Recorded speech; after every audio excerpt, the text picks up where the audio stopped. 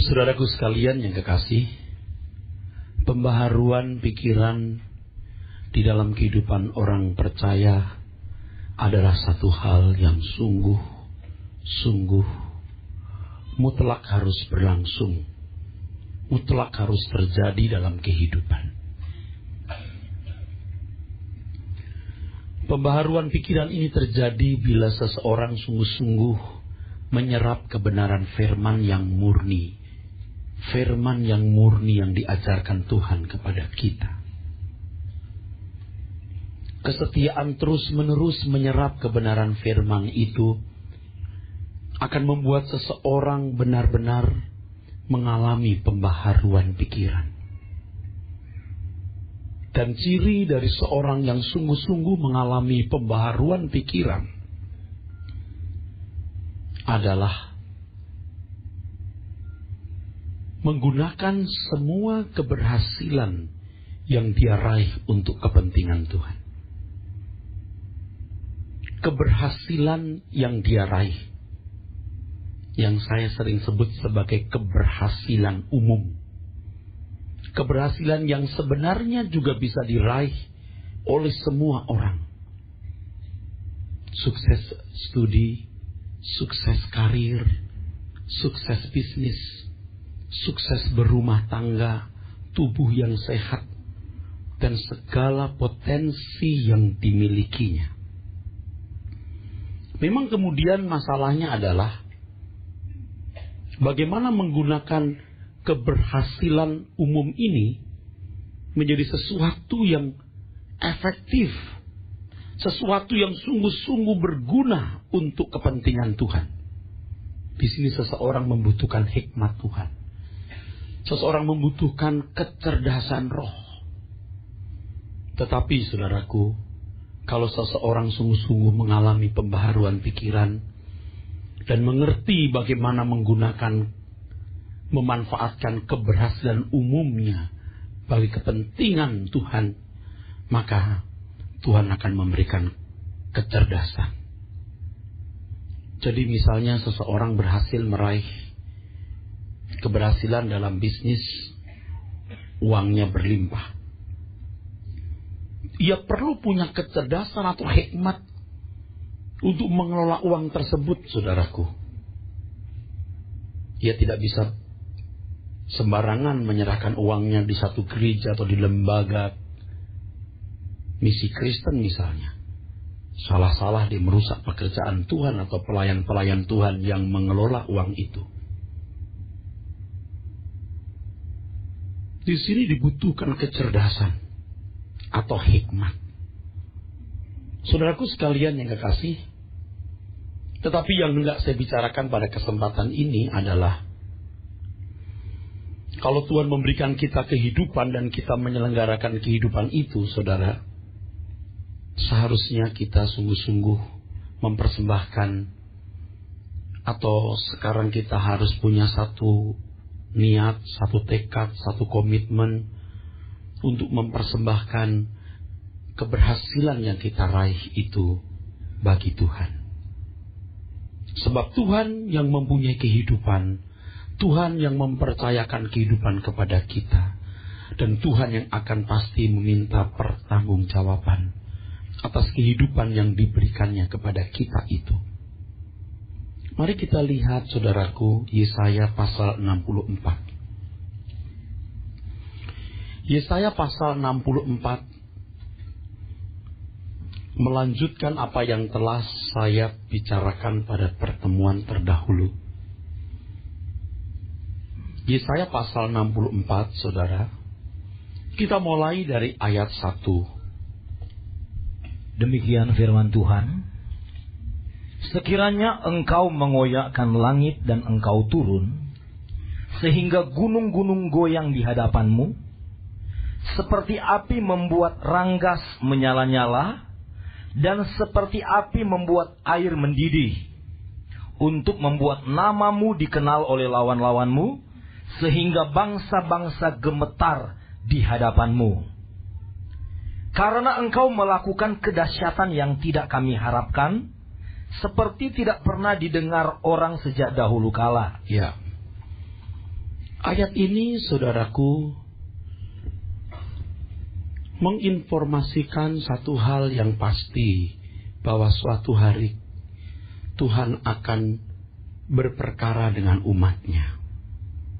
Suatu hari nanti setiap kita harus berperkara dengan Tuhan. Tuhan akan memperkarakan kehidupan yang dipercayakan kepada kita. Pelayanan pekerjaan Tuhan adalah pelayanan yang mempersiapkan sidang jemaat untuk mampu berdiri di hadapan Tuhan.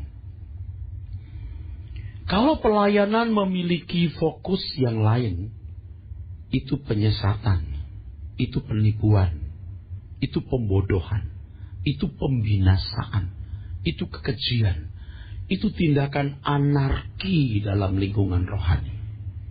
Tidak boleh ada tujuan lain dalam seluruh kegiatan pelayanan kita, kecuali satu ini, saudaraku. Bahwa setiap saudara sungguh-sungguh dipersiapkan untuk bisa berdiri di hadapan Tuhan, mempertanggungjawabkan hidup saudara di hadapannya. Yakinkah saudara saat ini, kalau saudara berhadapan dengan Tuhan, saudara bisa berdiri dan mampu mempertanggungjawabkan diri saudara di hadapannya? Terus terang saya tidak yakin. Artinya banyak orang yang sebenarnya belum siap mempertanggungjawabkan hidupnya di hadapan Tuhan. Karena tidak tahu bagaimana mempertanggungjawabkan hidup ini, atau mungkin tidak mau tahu. Yesaya pasal 64 ayat yang ke-6. Nanti kita baca ayat yang ke-4, ke-5 nanti. Sekarang ayat yang ke-6 dulu. Demikianlah kami sekalian seperti seorang najis, dan segala kesalehan kami seperti kain kotor.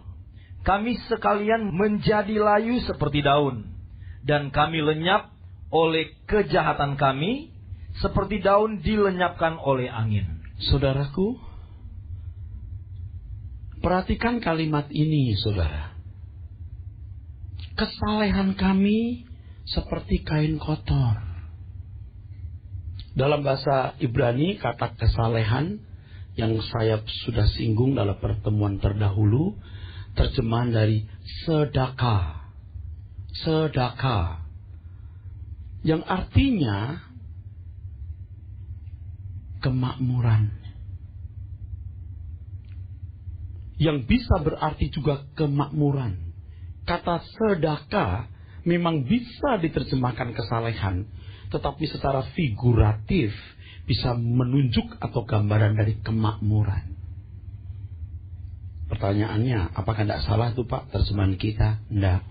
Coba saudara tangkap apa yang saya jelaskan ini. Orang itu berusaha untuk bahagia, siapapun. Orang berusaha untuk hidup senang. Semua orang berusaha untuk hidup makmur. Prosper. Sedekah, prosperity, kemakmuran. Kenapa demikian? Ya demikianlah naluriah manusia pada umumnya. Dan untuk mencapai kesenangan, kebahagiaan, kemakmuran, orang harus berhati-hati hidup. Dimanapun. Siapa sih orang yang mau masuk penjara? Siapa sih orang yang mau dikucilkan masyarakat?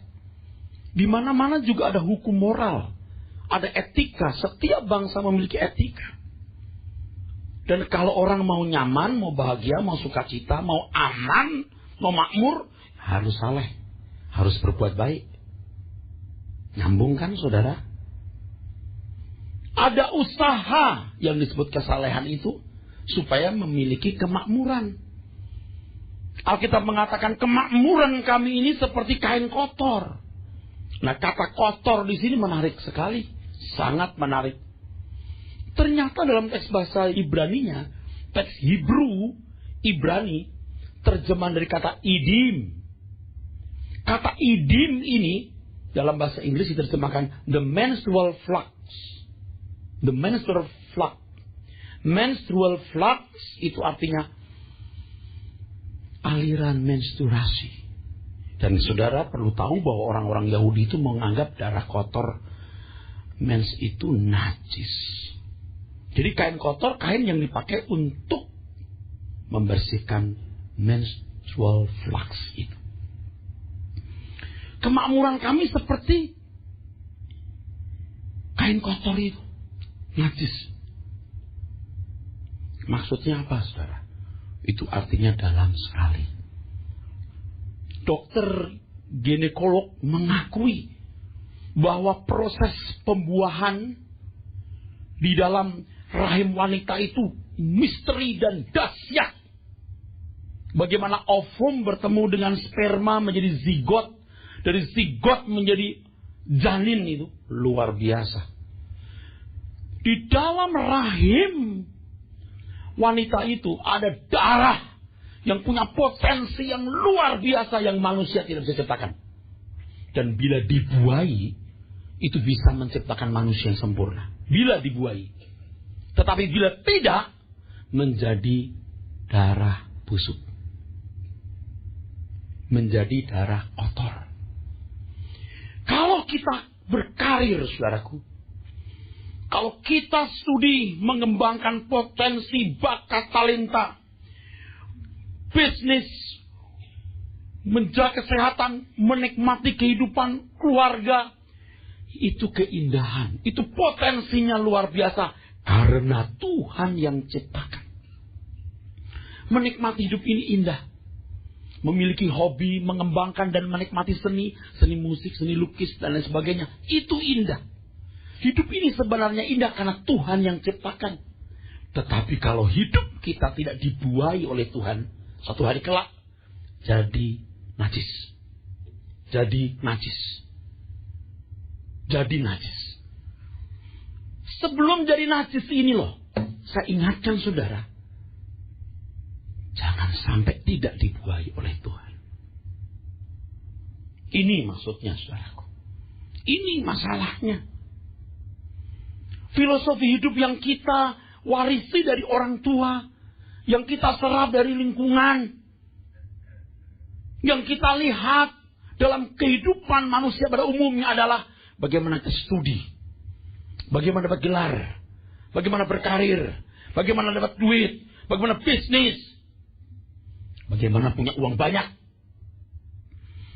bagaimana menikah, punya pasangan hidup yang kita anggap paling ideal, punya keturunan, sekolahkan anak-anak ke sekolah yang mahal, yang terbaik. Anak besar, menikahkan anak. Kalau bisa ke hotel yang paling mewah. Mobil yang paling mewah. Bisa undang tamu-tamu yang paling terhormat. Lalu bisa punya tunjangan hari tua. Dan lain sebagainya. Kalau Tuhan mempercayakan itu kepada saudara, nggak salah. Nggak keliru. Tapi kalau itu menjadi tujuan hidup saudara, menjadi pelabuhan sukacita saudara, menjadi terminal sukacita saudara, satu hari saudara melihat itu busuk. Itu busuk. Pembaharuan pikiran yang sungguh-sungguh berlangsung dalam hidup orang percaya akan membuat orang percaya menjadikan keberhasilan umum ini menjadi alat untuk kepentingan Tuhan. Ingat, di sini dibutuhkan kecerdasan supaya kita tidak salah melangkah. Tidak salah Anda sekolah, tidak salah Anda berkarir, tidak salah kalau Anda punya uang banyak, tidak salah Anda punya mobil mewah, rumah mewah, punya anak yang sekolahnya terbaik, menikah dengan pesta paling mewah, mengundang pejabat tinggi, tidak salah sebenarnya. Kalau itu memang bagian berkat yang Tuhan berikan kepadamu.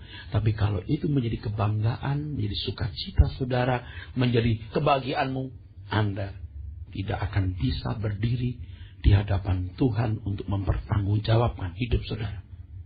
Dan saya berdiri di sini untuk mengingatkan saudara. Mari kita melihat saudaraku sekalian di dalam Alkitab kita ini. 1 Korintus 15 ayat 32. Demikian firman Tuhan. Kalau hanya berdasarkan pertimbangan-pertimbangan manusia saja, aku telah berjuang melawan binatang buas di Efesus. Apakah gunanya hal itu bagiku? Jika orang mati tidak dibangkitkan, maka marilah kita makan dan minum, sebab besok kita mati. Kalau tidak dibangkitkan, kalau tidak ada kelanjutan hidup ini, kalau tidak ada pertanggungan jawab, mari kita makan minum, besok kita mati.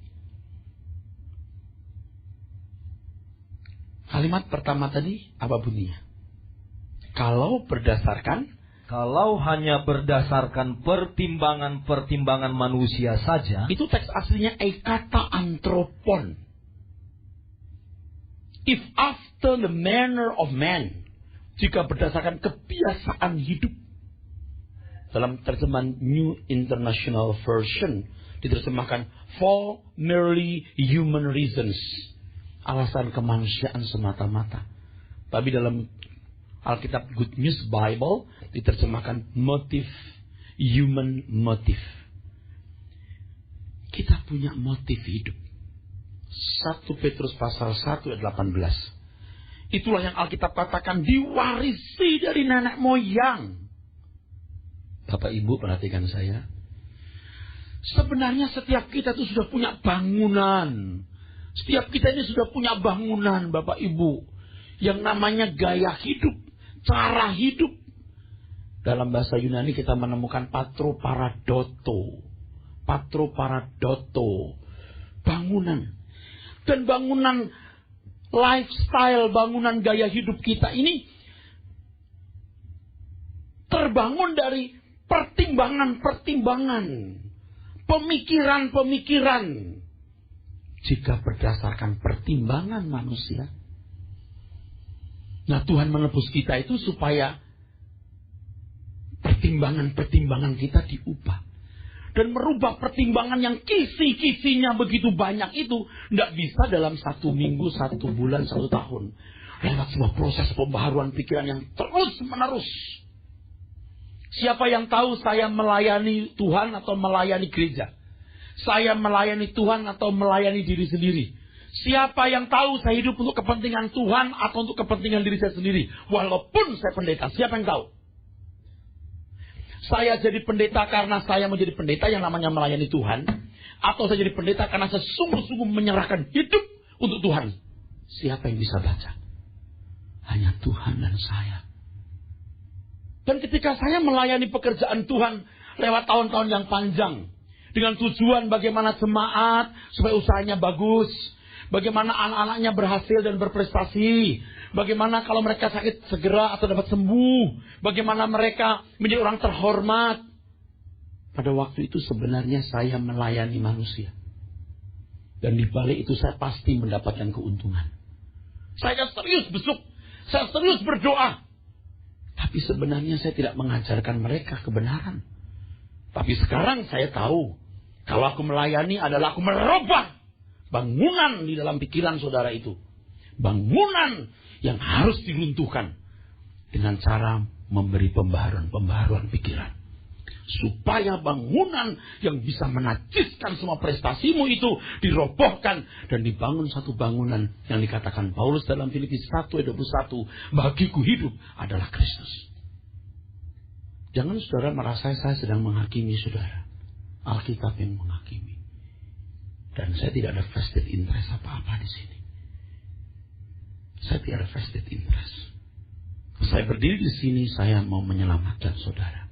Karena Tuhan suruh saya bekerja. Begitu caranya. Pembaharuan pikiran. Di dalam Matius pasal 16, saudaraku. Ayat yang ke-23. Di sana kita menemukan 2 jenis pikiran. Pikiran Allah dan pikiran manusia. Dan pikiran manusia itu pikiran iblis. Matius 16 ayat 23. Maka Yesus berpaling dan berkata kepada Petrus, "Enyahlah iblis, engkau suatu batu sandungan bagiku, sebab engkau bukan memikirkan apa yang dipikirkan Allah." Engkau bukan memikirkan apa yang dipikirkan Allah. Terus, melainkan apa yang dipikirkan manusia. Saya tahu saudara punya masalah. Sebagai pelayan jemaat gembala sidang, saya tahu sebagian saudara punya masalah yang berat. Bukan pusing, sangat pusing. Saya memahami. Kadang-kadang kalau saya sudah mendengar masalah saudara, saya juga seperti hilang akal. Mau diapain begini ini?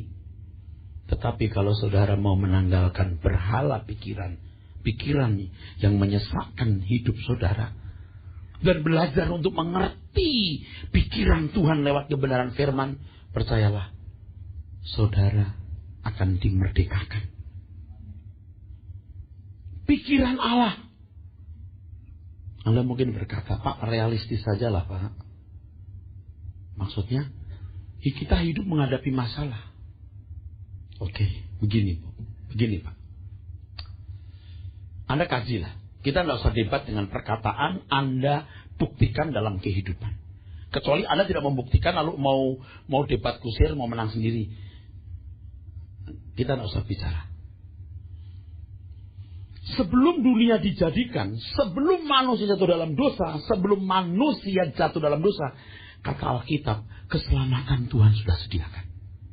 Jadi kebutuhan yang begitu urgen, begitu penting, disediakan Tuhan sebelum manusia membutuhkannya. Sebelum manusia menyadari kebutuhan itu.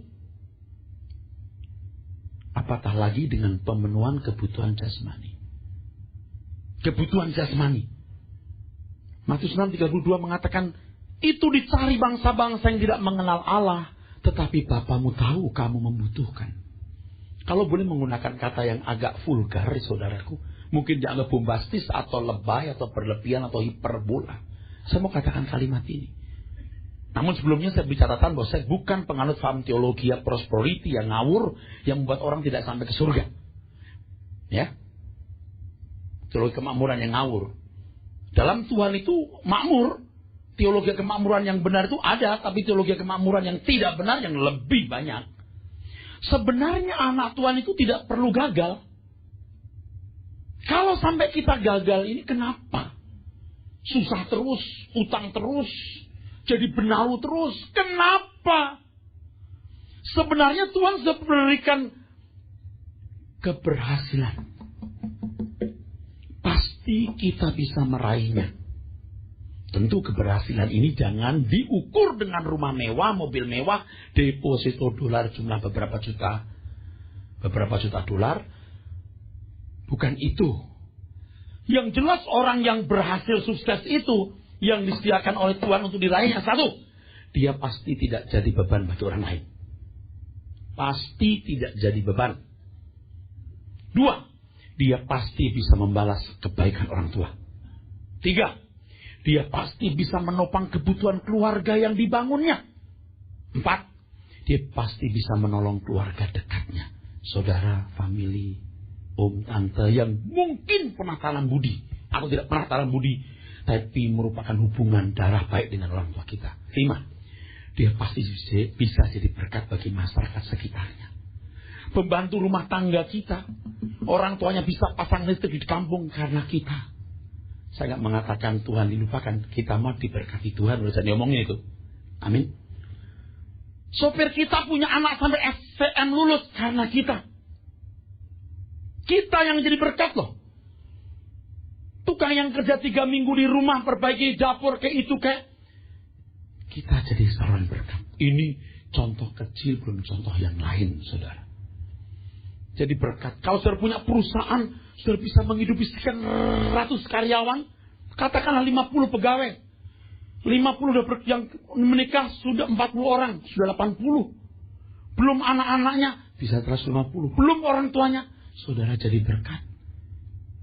Oleh sebab itu, anak-anak muda, kamu harus sekolah rajin. Kuliah giat. Kembangkan potensi, raih keberhasilan itu. Karena itu disediakan Tuhan untukmu. Kalau sampai orang gagal, tidak bisa berhasil tadi, dua alasannya. Satu, dia tidak mengoptimalkan apa yang ada padanya. Malas. Dua, udah kerja keras kok masih begini. Anda pasti punya watak tidak benar. Karakter Anda pasti berantakan, sehingga sudah tidak bisa dipercayai Tuhan. Kalau kedua-duanya sudah dipenuhi, tapi masih begini Pak. Ada sesuatu yang Tuhan kerjakan, tunggu saja. Tuhan tidak akan buat Anda termehek-mehek terus. Keberhasilan itu disediakan. Tapi kok saya begini? Kenapa? Masalah rumah tangga begini, oke. Dulu you pilih suami, mestinya bukan dia. Maaf ya, mestinya. You pilih istri, mestinya bukan dia. Nah sekarang, sudah terlanjur begini, bertanggung jawablah. Tuhan akan mendampingimu di tengah keadaan yang sulit ini. Dan yang pasti saya beritahu, Tuhan bela kamu. Ini pasti ibu-ibu yang aminnya keras. Karena ibu-ibu yang teraniaya. Saudaraku sekalian yang kekasih. Ada pikiran Allah, pikiran manusia. Nah, Bapak Ibu saudaraku sekalian yang kekasih, ini kabar baik. Kita menjadi anak-anak Tuhan itu dipanggil untuk boleh memiliki pikiran Tuhan. Itu luar biasa. Tapi merubah pikiran manusia jadi pikiran Tuhan perlu waktu panjang. Murid-murid Tuhan Yesus pun bodoh-bodoh. Pada mulanya ikut gelombang besar orang Yahudi yang duniawi yang mau mengangkat Yesus sebagai raja. Murid-murid itu begitu. Lalu mau menahan Tuhan Yesus ke Yerusalem supaya jangan disalib. Itu pikiran salah. Lalu berkata minta supaya jadi hulu balang, jadi menteri-menteri kalau Tuhan Yesus jadi raja. Raja di bumi ini maksudnya. Nah ngerti maksud Tuhan Yesus. Sudah bangkit dari kubur pun murid-murid masih berkata, kapan Tuhan memulihkan kerajaan bagi Israel? Pikirannya duniawi, bodoh. Tetapi satu hal yang dimiliki murid-murid itu yang kita harus contoh. Mereka setia terus. Sampai kebuka pikirannya. Saudara kalau tidak mengerti apa yang saya kemukakan, jangan marah dulu. Duduk, diam, dengar terus. Sampai saudara mengerti. Dan ini akan menyelamatkan saudara. Ini akan menyelamatkan saudara. Saudara diberi Tuhan kesempatan memiliki pikiran Tuhan. Itu hebat sekali saudara. Kalau saudara berkata, saya nggak minat Pak. Ya udah. Berarti minatmu pikiran setan. Jangan gitu dong Pak. Terserah. Alkitab berkata begitu. Kalau bukan pikiran Tuhan, pikiran setan. Kita setengah Tuhan, setengah setan. Nggak bisa. Kalau nggak gelap terang. Nggak surga neraka. Ya sebelah surga, sebelah neraka Pak. Kaki kita kan dua Pak. Wah.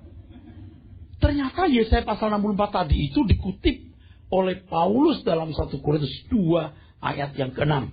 Dan ayat berikutnya. Kita baca. Ini luar biasa. Demikian firman Tuhan. Sungguh pun demikian kami memberitakan hikmat di kalangan mereka yang telah matang. Sorry. Kalau tidak matang-matang benar, bicara seperti ini sulit. Saudara pun sulit menerimanya. Dan mungkin berkata, apa sih yang diomongin? Pendeta itu bicara seperti sudah tidak di dunia lagi. Justru saya sedang di dunia. Kalau di surga kita tidak punya kesempatan bertobat. Kalau anak-anak itu ya, yang tidak tahu diri itu, disuruh belajar tidak mau, main game terus, nakal, tidak mau belajar, naik kelas terus. Orang tua bilang, nak kamu jadi apa nanti? Jadi apa aja? Nggak tahu dia. Nggak ngerasain tuh punya istri, punya anak nangis, nggak ada susu, diusir kontrakan, nggak ngerasain. Belum kalau terpaksa nyolong masuk penjara, belum ngerasain. Itu anak-anak yang kurang ngajar, bandel itu begitu. Orang tua itu sudah punya pertimbangan, pola berpikir yang luas.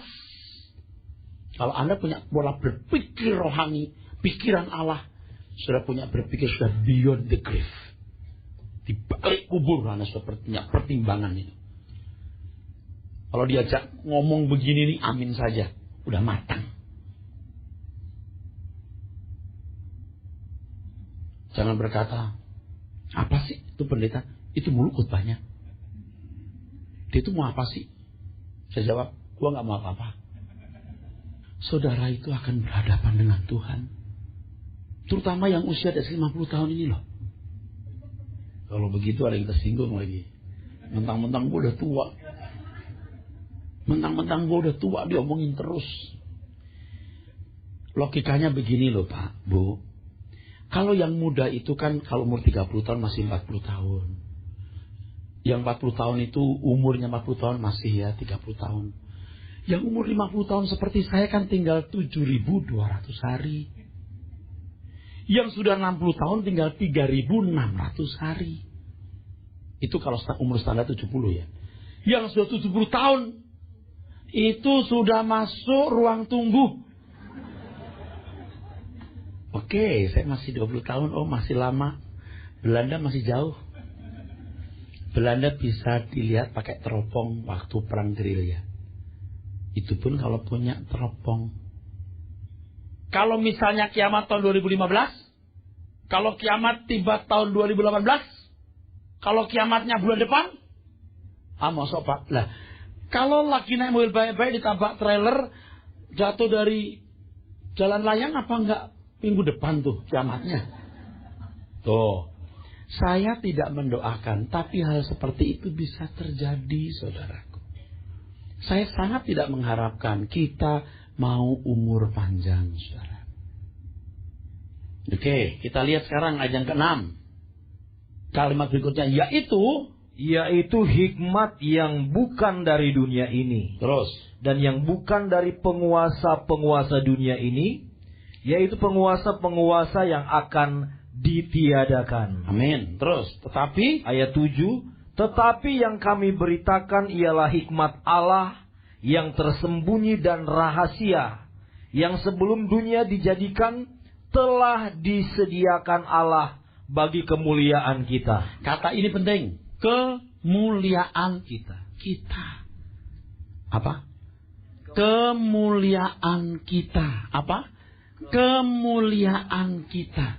Nih, saya yakin banyak pendengar, banyak saudara yang asing kemuliaan kita. Apa sih? Apa sih? Saya mau tanya, saudara percaya enggak ada kemuliaan yang Tuhan sediakan bagi kita? Percaya itu berani masuk ke dalam ketidakpastian. Saudara tahu enggak Abraham disuruh keluar dari Ur Kasdim itu? Dia tidak tahu negeri mana yang hendak dituju. Tahukah saudara? Menurut Ibrani pasal 11. Sampai mati pun Abraham tidak tahu negeri apa itu. Dan Tuhan tidak memberitahu bahwa dia tidak akan pernah menemukan negeri itu. Walaupun sampai mau mati, dia tidak menemukan negeri itu. Dia punya kesempatan balik ke Ur Kasdim, dia tidak balik. Itu luar biasa, saudaraku. Percaya saja. Bahkan untuk hal-hal yang tidak bisa dia mengerti, dia percaya saja. Lagu ini mewakili apa yang dialami Abraham, harus jadi lagu kita juga. Tersembunyi ujung jalan, hampir atau masih jauh, ku dibimbing tangan Tuhan ke negeri yang tak ku tahu. Bapa ajar aku ikut, apa juga maksudmu, tak bersangsi atau takut, beriman tetap teguh. Tak bersangsi atau takut. Tuhan berkata kepada Adam dan Hawa, kamu jangan makan buah ini. Buah yang lain boleh kau makan, tapi buah yang satu ini jangan kau makan. Pada hari kau makan buah itu, kamu akan mati. Kalau pikiran sekarang begini, emangnya kenapa? Nggak usah tanya, pokoknya mati aja loh. Makan buah ini. Dalam kebingungan, kalau maaf ya, dalam ketidaktahuan maksud saya, iblis memberikan kabar baik untuk Hawa. Injil yang palsu. Hawa, kalau kau makan buah ini, kamu tidak mati. Kamu menjadi seperti Allah. Dilihat menarik juga. Sedap kelihatannya, menarik untuk dimakan. Wah. Injil menurut setan. The salvation of Satan or Satan's salvation. Keselamatan dari setan. Kalau kau makan buah ini, kamu menjadi seperti Allah. Coba, apa kira-kira yang timbul dalam pikiran si Hawa? Kenapa Allah menyembunyikan ini daripadaku? Takut ya disaingi. Curiga kepada Tuhan, curiga. Dia makan itu. Dia makan. Saudara, setan itu lisiknya luar biasa. Apa yang saya sampaikan kepada saudara ini Injil yang benar. Usahakan masuk jalan sempit. Tinggalkan bangunan pola berpikir duniawimu. Susah itu, benar susah. Saya tahu. Tapi itu jalan satu-satunya. Itu Injil yang benar. Tapi tidak populer. Yang populer begini nih. Saudaraku sekalian, Allah itu sungguh baik. Amin. Dia jadikan kamu kepala bukan ekor. Amin. Kekayaan bangsa-bangsa akan dicurahkan kepadamu. Amin. Kau diberi kemenangan. Amin. Maksud lo? Jelas gak itu? Nggak jelas. Allah itu baik-baik yang bagaimana? Kalau hanya memenuhi kebutuhan jasmanimu, itu bukan Allah yang baik, itu Allah yang jahat. Allah yang baik, Allah yang menyediakan kemuliaan bagi kita. Amin. Yang ditawarkan, yang dijual di mimbar ini, kemuliaan itu, bukan yang lain. Pak Pendeta, doakan saya Pak Pendeta supaya kerjaan saya bagus. Kamu nyolong nggak di perusahaan? Kamu rajin nggak? Kamu setia nggak kepada pimpinanmu? Kamu cintai nggak pimpinanmu? Kamu berkorban nggak untuk perusahaan itu? Nggak usah doakan. Kamu pengkhianat. Kalau sampai ada yang memberkati orang kayak kamu, itu setan bukan Tuhan. Pak Pendeta doakan supaya saya sehat. Makanmu bener nggak? Ya kita hajar apa aja lah, kan pilur-pilur menyembuhkan. Kalau sampai kamu makan apa aja kamu sehat, setan yang bikin kamu sehat. Lalu gimana sih Pak? Kamu tidak usah saya doakan kalau kamu tanggung jawab berkat Tuhan dicurahkan kepadamu. Sebab dia bukan baik. Sangat baik. Baiknya di mana? Dia beri kemuliaan untukmu. Kalau kemuliaan disediakan, yang lain pasti disediakan. Asal kamu tanggung jawab. Yang ditawarkan di sini loh, saudaraku, mimbar ini, kemuliaan Tuhan. Lalu pertanyaannya, susahnya di mana sih? Saudara mau meraih kemuliaan ini susahnya di mana sih? Ya kita masih muda. Justru ketika masih muda. Kalau saudara sudah mulai mencari kemuliaan Tuhan, Anda bukan susah gagal. Tidak bisa gagal. Bukan susah miskin. Tidak bisa miskin. Tidak perlu masih muda. Karena pekerjaan Tuhan itu di dalam pundak saudara. Hidup saudara, bisnis saudara, kesehatan saudara, itu pekerjaan Tuhan. Tanggung jawab ada di dalam saudara semua. Saudara boleh punya rumah bagus. Tuhan bisa kasih kok, bukan masalah. Mobil bagus silakan. Anda boleh punya baju bagus, boleh. Perhiasan, kalau Tuhan kasih silakan. Nanti kalau menikah saudara bikin sebesar pestanya, silakan jika itu bagianmu. Tapi jangan jadikan tujuan. Amin. Itu sarana di mana kita memuliakan Tuhan. Menjadi alat di mana kita mengabdi bagi Tuhan. Cuman caranya perlu kecerdasan.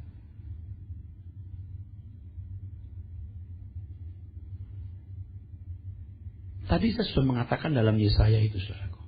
Ya. Tapi sebelum itu kita baca terus dalam 1 Korintus 2 ini. Baca Pak. Ayat berikutnya. Supaya saudara tahu di mana nyambungnya. 1 Korintus pasal 2. Ayat berikutnya Pak. Ayat 8. 1 Korintus 2 ayat 8. Ya. Tidak ada dari penguasa dunia ini yang mengenalnya.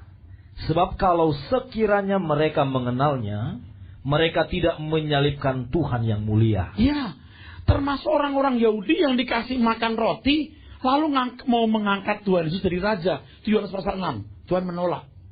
Mereka lagi hosana-hosana mau menyambut Tuhan Yesus supaya jadi raja di Yerusalem. Tuhan menolak. Akhirnya berkata apa? Salibkan dia. Kamu mau jadikan aku raja versimu. Itu pikiranmu. Kamu mestinya menjadikan aku raja versiku, pikiranku. Demikian Tuhan katakan. Yang bagaimana itu? Belajar Injil yang benar. Injil itu kabar baik, tapi baik menurut Tuhan, bukan baik menurut kita. Terus kalimat berikutnya. Ayat 9. Tetapi seperti ada tertulis, apa yang tidak pernah dilihat oleh mata. Nah, itu ayat yang keempat tadi. Terus. Dan tidak pernah didengar oleh telinga. Nah, itu di ayat yang keempat di Yesaya 64 tadi. Terus. Dan yang tidak pernah timbul di dalam hati manusia.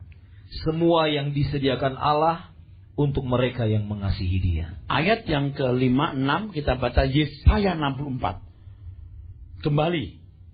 Yesaya 64 ayat yang keempat. Tidak ada telinga yang mendengar dan tidak ada mata yang melihat seorang Allah yang bertindak bagi orang yang menanti-nantikan Dia. Hanya Engkau yang berbuat demikian. Ayat 5, Pak. Ayat 5. Engkau menyongsong mereka yang melakukan yang benar. Yes. Terus. Dan yang mengingat jalan yang Kau tunjukkan. Yes. Lebih mempercayai kekuatan kehendaknya, kekuatan jalannya, bukan kekuatan kuasanya. Terus. Sesungguhnya Engkau ini murka sebab kami berdosa. Terhadap Engkau kami memberontak sejak dahulu kala. Karenanya bertobatlah. Bapak Ibu saudara sekalian, jangan merasa tertekan mendengar khotbah ini. Saudara boleh menerima dan bertobat, boleh menolak, silakan. Sebenarnya kalau boleh jangan. Tapi saudara hendaknya dengan kebebasan bertobat. Jangan firman ini masuk di dalam telinga lalu keluar lagi. Biar itu jatuh dalam hati kita, terukir dalam kalbu kita, dan mengubah kita. Sebab yang berbahagia adalah orang yang mendengar firman Tuhan dan yang melakukannya.